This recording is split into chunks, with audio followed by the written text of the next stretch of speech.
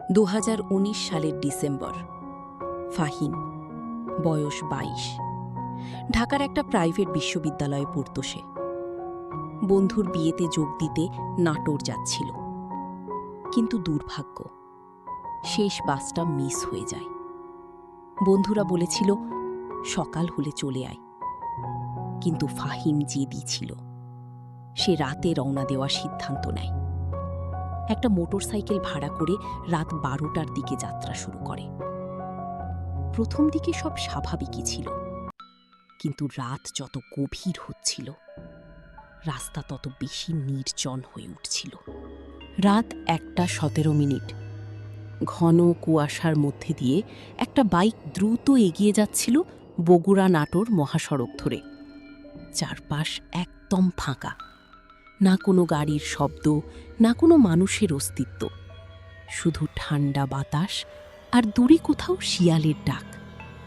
আর ঠিক তখনই ফাহিম হঠাৎ অনুভব করল তার বাইকের পেছনে কেউ বসে আছে, কিন্তু সে তো কাউকে উঠায়নি।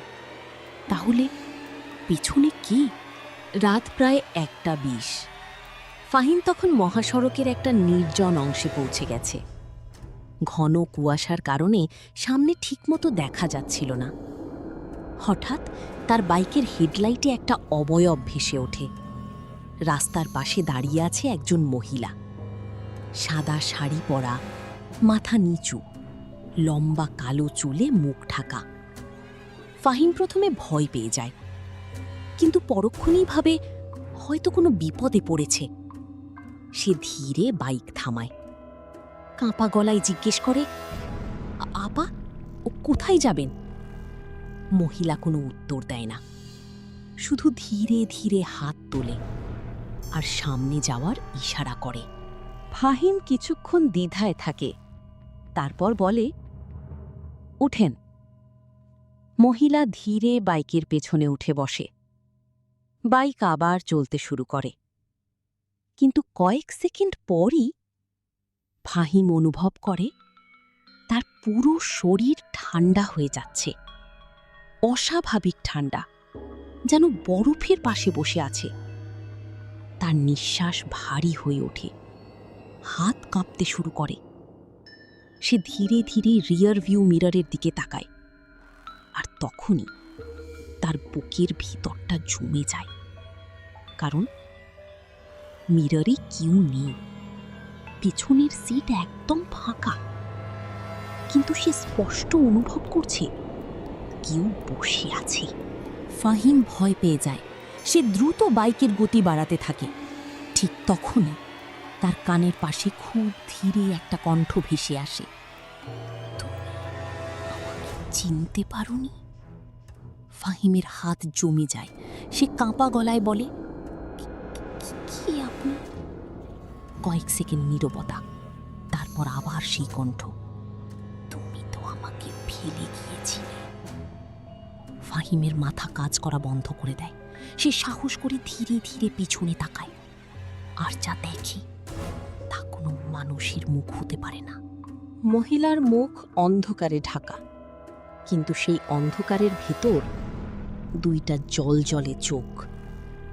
তারপর ধীরে ধীরে মুখটা বদলাতে শুরু করে, আর কয়েক সেকেন্ডের মধ্যেই ফাহিম দেখতে পায় ওটা তার নিজের মুখ। হ্যাঁ, ঠিক তার নিজের মুখ। একই চোখ, একই চেহারা, কিন্তু মৃত মানুষের মতো ফ্যাকাশে। ফাহিম আতঙ্কে চিৎকার করে ওঠে। হঠাৎ বাইকটা নিয়ন্ত্রণের বাইরে চলে যায়।